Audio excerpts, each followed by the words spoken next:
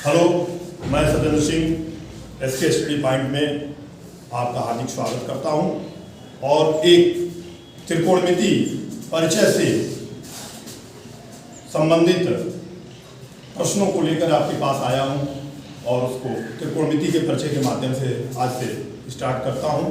आशा करता हूं कि जो आपको समझ में आएगा, अगर नहीं आता जो समझ में, उसको हम फिर बताने की कोशिश करेंगे। जैसे देखिए, त्रिकोणमिति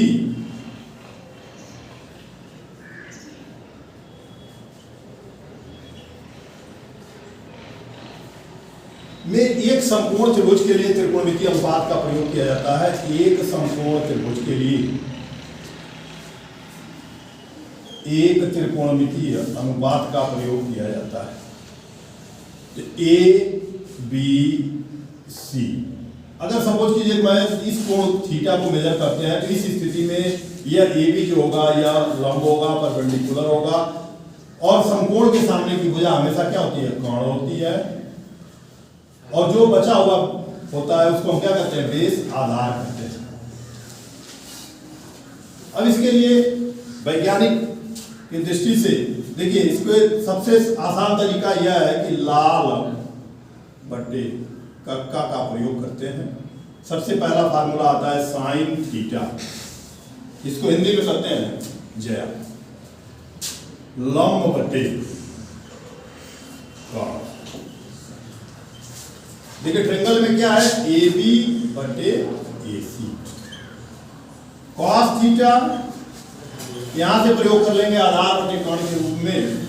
यह हो गया आधार बटे कर्ण।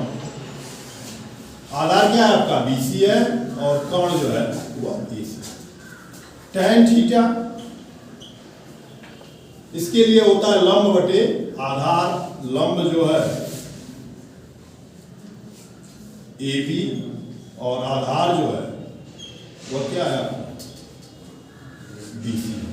और इसी तीनों को फिर हम क्या करते हैं? इनवर्सल में उलट देते हैं। तो उस स्थिति में इनवर्स कर देते हैं। उस स्थिति में क्या होता है? ये साइन का कोसेक हो जाता है, कॉस का सेक हो जाता है, और tan का काट हो जाता है। तो अब इस स्थिति में देखिए, कोसेक थीटा बराबर होगा कर्ण बटे लंब। कर्ण जो आपका यहाँ एसी है, और लंब जो है वो क्या? सेक थीटा यह कर्ण बटे आधार होगा। कर्ण एसी और आधार क्या दिया है? बीसी। फिर इसके बाद कॉट थीटा आता है। कॉट थीटा ये होता है आधार बटे आधार बीसी, और लंब जो है। इसी सूत्र के माध्यम से त्रिकोणमिति का परिचय होता है और आपको बताया जाता है। इसमें एक चीज और भी ध्यान रखना है कि किसी भी त्रिभुज में जिस कोण को मेजर करते हैं, जिस एंगल को मापते हैं, उसके सामने की भुजा हमेशा क्या कहलाती है? लंब कहलाती है। और 90 डिग्री के सामने की भुजा हमेशा जो होती है? कर्ण होती है।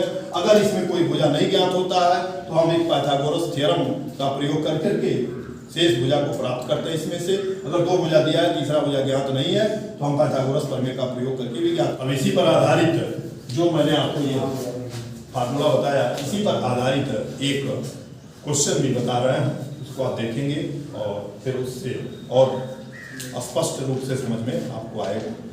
जैसे सपोज कीजिए कि कोई हमने एक क्वेश्चन ले लिया जिसमें एक राइट एंगल बना हुआ है समकोण त्रिभुज में।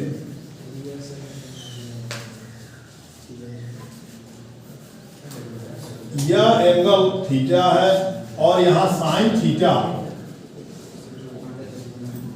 इक्वल टू 3/5 दिया हुआ है। साइन थीटा इक्वल टू 3/5 ज्ञात है, और cos थीटा का मान अगर आपको बताना है, cos थीटा का मान बताना है, तो देखिए साइन थीटा का क्या होता है? लंब बटे कर्ण। तो कोण के सामने की भुजा लंब होगी, तो लंब हो गया कितना? 3, और कर्ण समकोण के सामने की भुजा कर्ण होगी, कर्ण हो गया 5। अब यहां त्रिभुज ए बी सी में कोण बी बराबर दिया है 90 डिग्री, इसलिए पाइथागोरस प्रमेय का प्रयोग करेंगे। पाइथागोरस प्रमेय से AC स्क्वायर इक्वल टू होगा AB square plus BC square. अब हमको निकालना क्या है, BC का मान निकालना है। AC की वैल्यू दिया गया 5 का स्क्वायर इक्वल टू 3 का स्क्वायर प्लस BC स्क्वायर। ये हो गया 25 equal to 9 plus BC square. 25 minus 9 equal to BC square. अब यहाँ देखेंगे 25 में से 9 जो सब्ट्रैक्ट करेंगे तो यह 16 इक्वल टू BC स्क्वायर के होगा, इसलिए BC इक्वल टू √16। अब BC इक्वल टू क्या हो जाएगा 4C। तो जब आधार आपका क्या हो गया 4 सेंटीमीटर आ गया, ये आधार हो गया 4, तो अब उस स्थिति में cos थीटा का मान कितना हो जाएगा, cos थीटा बराबर होता है आधार बटे कोण, यानी 4/5। और ये आंसर हो।